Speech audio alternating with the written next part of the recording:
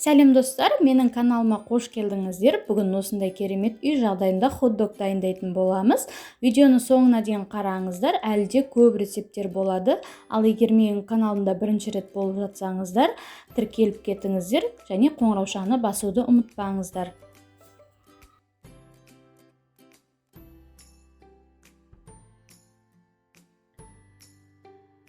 Ең алдыменен жылы сүтімізді құйып аламыз. Содан соң тұзымызды, қантымызды саламыз. Мөлшерлерін описаниеге қалдырып кетемін видеоның астына. Және жұмыртқамыздың сарысын бөлек ыдысқа алып аламыз бетіне жағуға. Бетін жауып қоямыз кеуіп кетпес үшін. Және құрғақ дрожжамызды салып, жақсылап араластырамыз.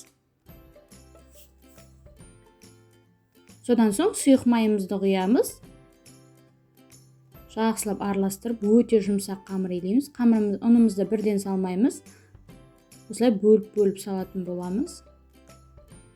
Содан соң қолға жабыспайтындай жұмсақ қамыр илейміз.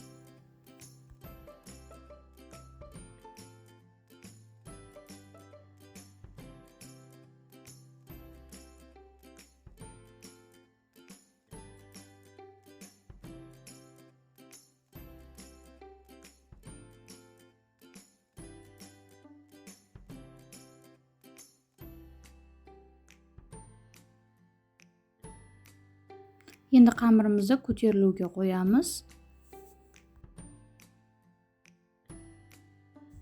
Мен 1 сағат тындырып қойдым, міне 1 сағат өтті. Енді қамырымызды 6 бөлікке бөліп алып, сопақша тәрізді форма жасап аламыз хот-догымыздың қамырына.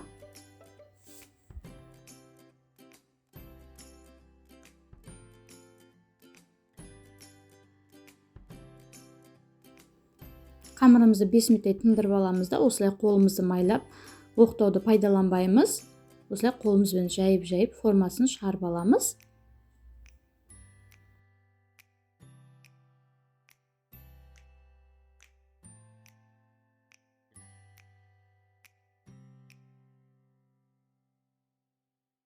Барлығын жасап болдым. Енді 10 минутқа тындырамыз да, бетіне сары уызымызды жағып шығамыз. Және 200 градуста 20 минутта пісіріп аламыз.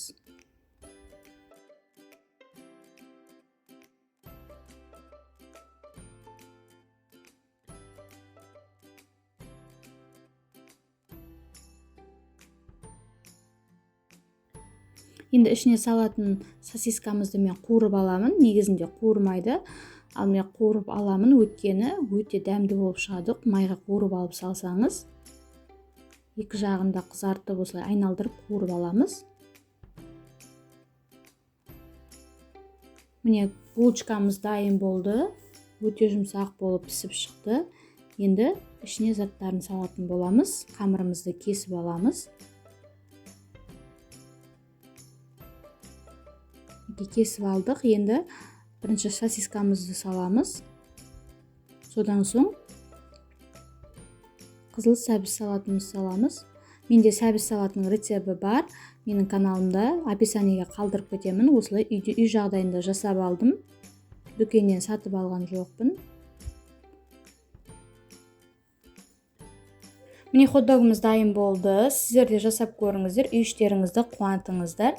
Видеоның соңына дейін қарағандарыңызға рахмет. Сіздермен бірге аспаз келін.